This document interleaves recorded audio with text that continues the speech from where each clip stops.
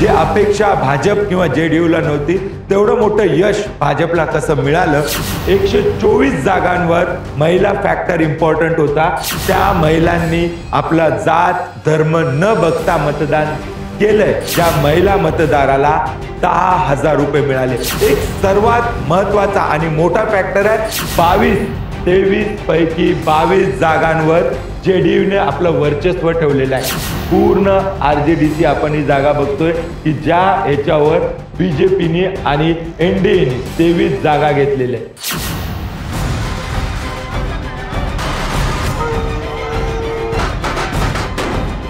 जात पात की राजनीति बिहार से निकल गई, ये सबसे बड़ी बीमारी थी।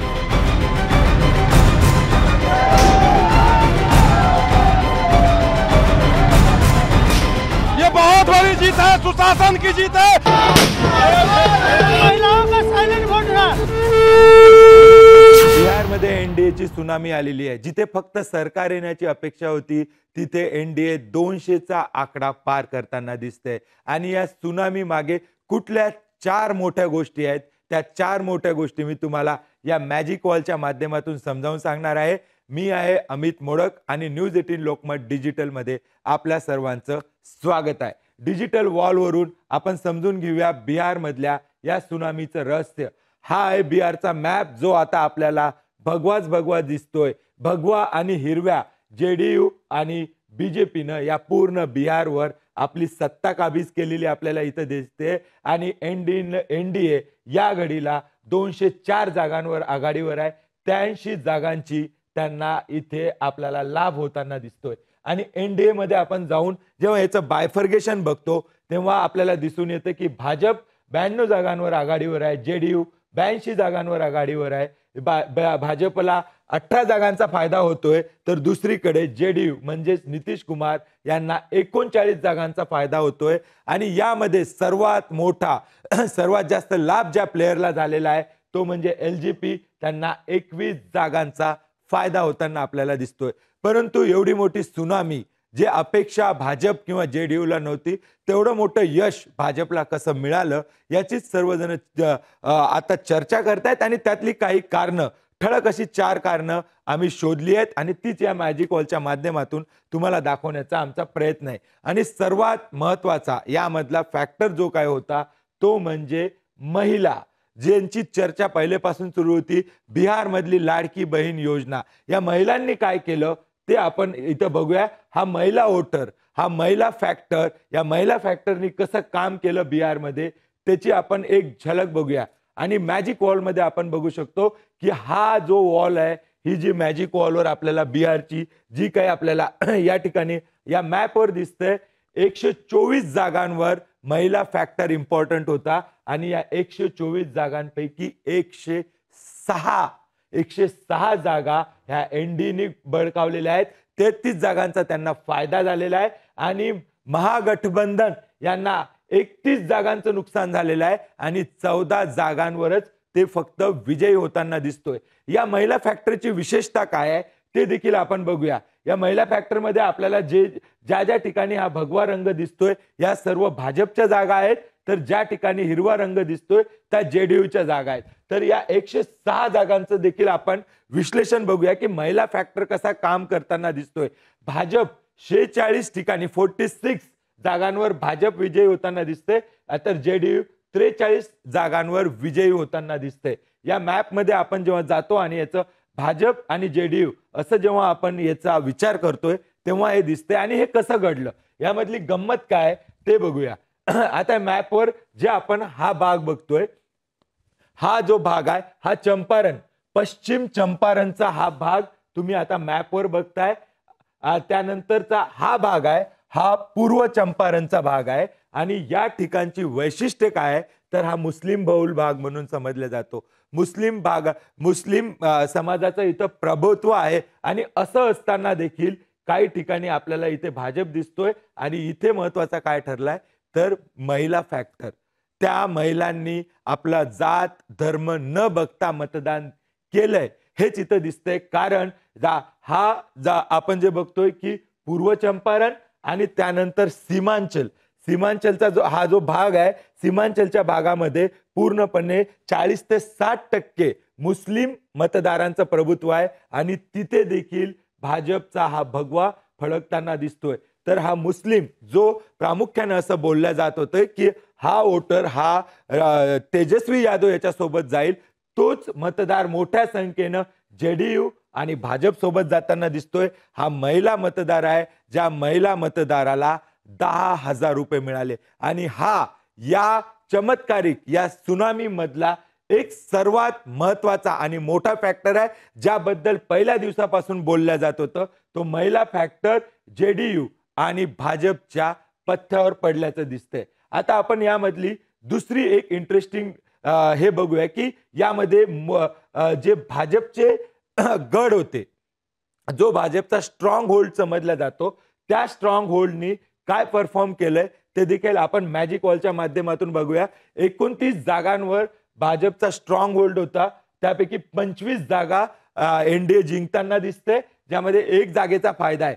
आणि हा स्ट्रॉंग होल्ड बघा कुठे आहे, पश्चिम चंपारण, त्यानंतर पूर्व चंपारण, हा जो भाग आहे सीमांचल आणि हा जो मध्य बिहारचा भाग आहे, म्हणजे जिथे जिथे आपण म्हणू शकतो की अप्पर कास्ट म्हणजे ब्राह्मण, त्यानंतर भूमिहार, कायस्थ आणि राजपूत हा कोर वोटर समजला जातो भाजपचा, की जो पारंपरिकरित्या भाजपच्या सोबत होता.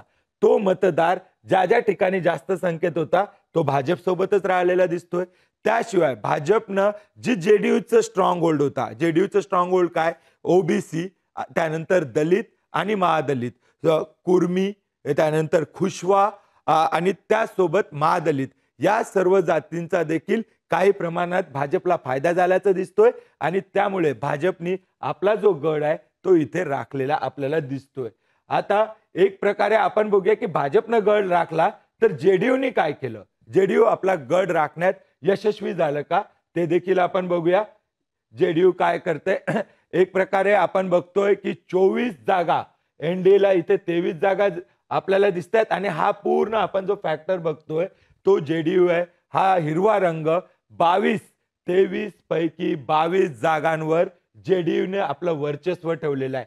हा पूर्ण हिरवा रंग जो आपल्याला दिसतो या जेडीयूच्या जागा आहेत आणि या जेडीयूने कुठे केलंय की ज्याच्यामध्ये तिरुपती पासून ज्या सगळा भाग आहे त्यांचा, तिथे तिथे त्यांनी वर्चस्व ठेवले. तर जेडीयूचा वोटर कोण होता, नितीश कुमार यांचा वोटर कोण होता, एक तर लाडक्या बहिणी, नंबर 2 जातीय समीकरणांमध्ये गेले तर ओबीसी, ईबीसी म्हणजे एक्स्ट्रीमली बॅकवर्ड क्लासेस, त्यानंतर काही प्रमाणात मुस्लिम मतदार आणि त्यांच्या स्वतःचा कुर्मी.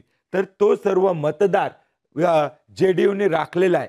परंतु आपण जेव्हा या सुनामीचा विचार करतो त्यामध्ये दुसरी गोष्ट काय दिसते आपल्याला की केमिस्ट्री, भाजपचं जे वोट होतं, जे भाजपचं मत होतं ते एक प्रकारे जेडीयूला ट्रान्सफर झालेलं आहे आणि जेडीयूचं मत जे होतं ते भाजपला ट्रान्सफर झालेलं आहे आणि त्यामुळे जेडीयूने देखील आपला गड राखलेला आहे, भाजपनं देखील आपला गड राखलेला आहे. त्यामुळे पहिला मतदार जो महिला मतदार होता, त्यानंतर जातीचा फॅक्टर होता की केमिस्ट्री, जी केमिस्ट्री आपल्याला महागठबंधनमध्ये दिसली नाही. तर आपण बघूया महागठबंधनची काय परिस्थिती आहे आणि महागठबंधनमध्ये का आपल्याला एक प्रकारे आपण थेट आरजेडी म्हणजे ज्या पक्षाची आज अत्यंत वाईट परिस्थिती आहे की जो अशी अपेक्षा होती की किमान मागच्या वेळेचा स्कोर त्यांच्या 74-75 जागा ते राखतील, ते होताना दिसत नाही आहे.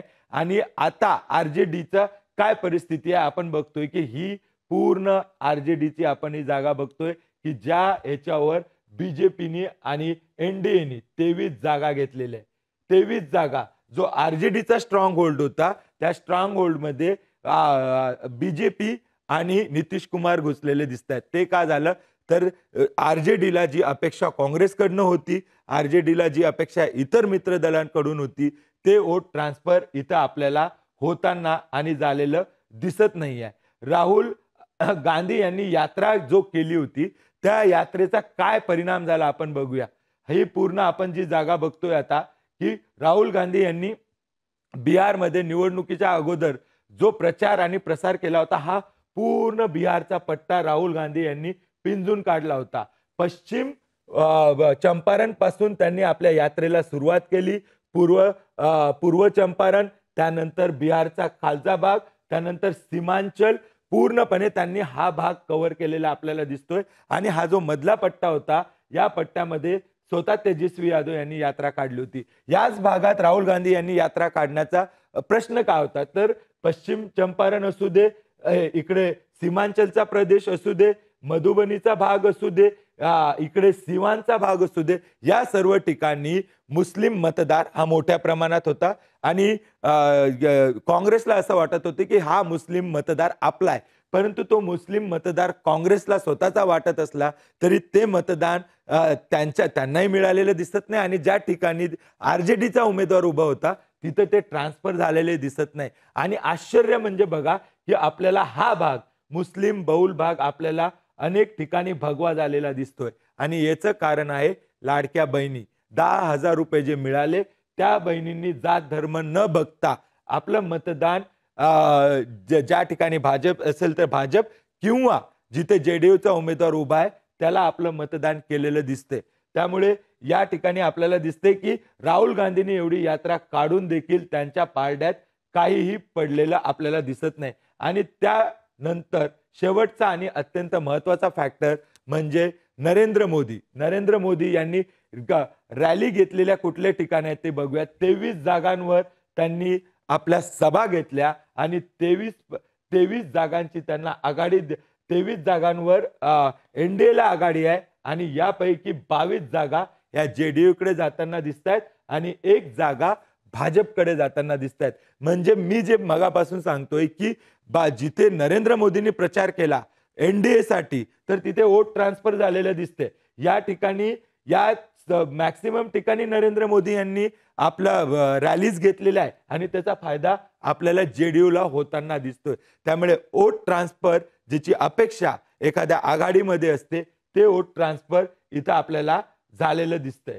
आणि सर्वात महत्वाचा आणि शेवटचा आपण एक मुद्दा बघूया, आणि ते म्हणजे तेजस्वी यांनी जी यात्रा काढली होती. राहुल गांधी नंतर त्यांनी यात्रा काढली. तेजस्वी यांनी ही जी यात्रा काढलेली दिसते, तो हा सर्व परिसर आहे. 23 जागा या मतदारसंघामधून त्यांची यात्रा गेली. परंतु त्या 23 पैकी 22 जागांवर जेडीयूला आपल्याला फायदा होताना दिसतोय. कारण त्या ठिकाणी देखील परत तोच मुद्दा आला की वोट ट्रान्सफर ज्याची अपेक्षा होती ती झाले नाही. आणि नंबर 2, लाडक्या बहिणींची कडून जी अपेक्षा होती ते पूर्ण मतदान जेडीयू आणि भाजपला होताना दिसतंय.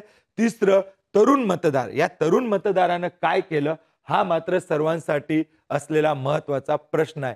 तर साधारणतः आता जो बिहारची सत्ता हे एनडीएकडे गेलेली आपल्याला दिसते. सध्या बिहार असं दिसतंय, या बिहारला भगवा आणि हिरव्या रंगानं व्यापलेला आहे. हा भगवा भाजपचा आहे आणि हा हिरवा जेडीयूचा आहे. आणि या पूर्ण विजयामध्ये, या सुनामीमध्ये महत्वाचं काय ठरलं, लाडक्या बहिणी.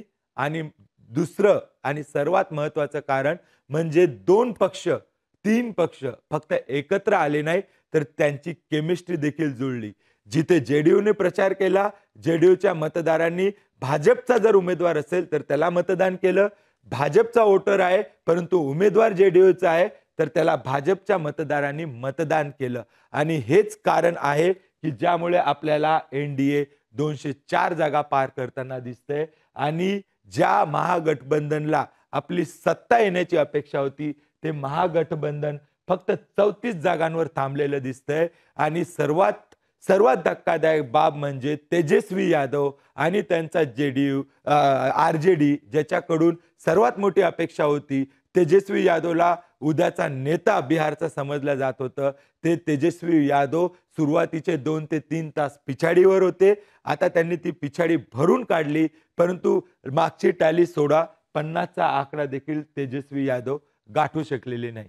या बिहारच्या निकालावरून आता एवढंच दिसून येतं की फक्त 2 पक्ष एकत्र येऊन चालत नाही, त्या 2 अधिक 2 4 होऊन चालत नाही, तर इथं केमिस्ट्री पाहिजे. आणि ज्या केमिस्ट्रीचा अर्थ असतो 2 अधिक 2 5 देखील झाले पाहिजे.